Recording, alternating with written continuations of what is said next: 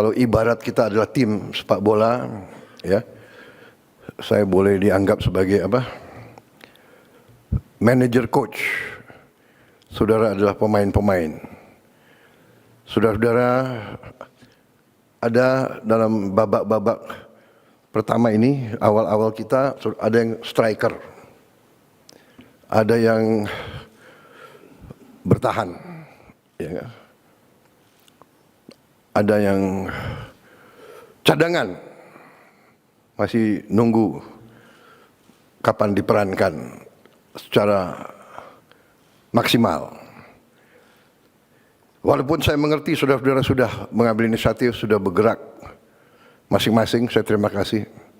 Tapi saya paham ada yang saya gunakan pertama-tama sebagai striker untuk merebut hasil terbaik cepat. Saudara-saudara, kita patut bersyukur bahwa kita, menurut saya, telah bekerja sangat keras. Untuk itu saya juga mohon maaf, terutama kepada keluargamu, karena saya sering menyita hari istirahatmu. Sepertinya di kabinet kita tidak ada tanggal merah. Dan saudara-saudara sigap. Setiap waktu saya panggil, saudara hadir. Sabtu, Minggu, malam-malam. Dan kadang-kadang saya telepon malam-malam sekali atau pagi-pagi sekali, saudara langsung jawab. Saya tidak mengerti, mungkin telepon di sebelah bantal, tapi saya terima kasih. Karena memang kalau saya lagi ingat sesuatu, saya harus hubungi segera. Ya.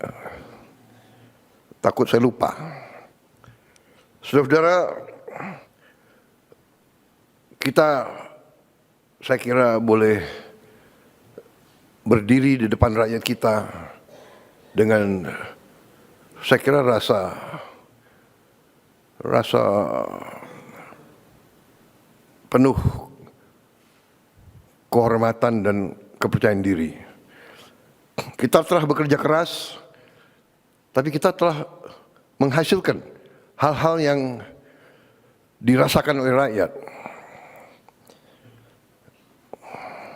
Pertama, kita telah mencapai hal-hal yang sangat positif di bidang ekonomi. Di tengah ketidakpastian dunia, di tengah perang pecah di mana-mana, hitungan terakhir tadi malam ada 110 perang. Saat ini 110 konflik bersenjata di seluruh dunia.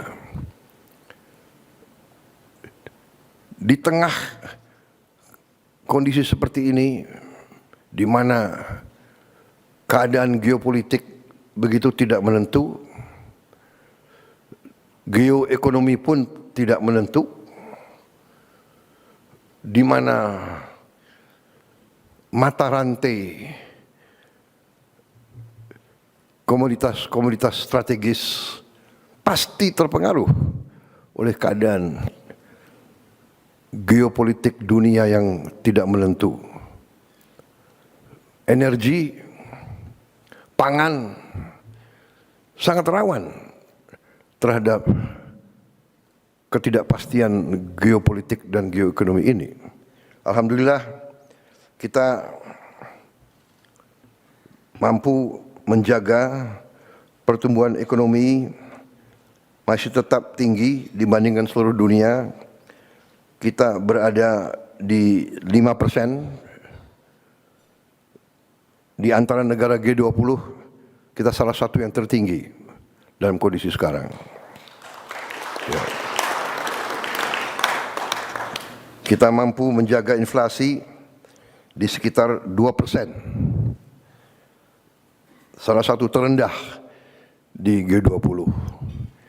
Ini juga berkat hasil kerja keras kita semua.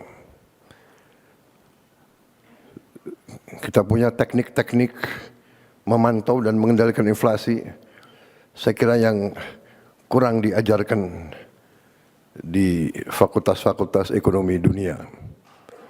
Dan ini saya harus katakan salah satu teknik mengendalikan inflasi yang dirintis oleh pendahulu saya, Presiden Joko Widodo. Harus kita akui, mungkin pengalaman beliau sebagai wali kota, sehingga beliau dengan teliti bisa menemukan bagaimana memantau dan mengendalikan inflasi. Ini jangan dianggap remeh. Banyak negara yang hebat pertumbuhannya, inflasinya sangat luar biasa. Industrinya bagus, inflasinya sangat tinggi. Argentina saya kira yang begitu optimis 1-2 tahun yang lalu, kondisinya sekarang juga tidak bagus. Dan banyak negara yang inflasi masih sulit untuk dikendalikan. Defisit APBN kita jaga di bawah batas 3% dari PDB. Juga salah satu terendah di antara G20. Mungkin terendah di dunia. Indeks harga saham gabungan telah tembus 8.000, tertinggi sepanjang sejarah Republik kita. Ini juga di luar dugaan. Ini juga saya kira akibat kerja keras para menteri-menteri di bidang ekonomi. Ya. Selalu kita ditakut-takuti bahwa indeks harga saham gabungan itu mencerminkan kepercayaan investor, kepercayaan pasar kepada kita. Ternyata kita telah mencapai tingkat yang tertinggi. Walaupun saya selalu ingatkan, kita jangan terlalu takut dengan harga-harga saham. Yang penting fundamental ekonomi kita harus kuat. Dan fundamental ekonomi setiap bangsa yang paling azasi adalah pangan dan energi dan air. Asal kita sadar ini, kita fokus ini, kita yakinkan kebijakan-kebijakan kita menjamin kita mampu memproduksi dan distribusi pangan dengan baik, dengan efisien. Energi juga demikian, mampu mengelola air, kita kuat.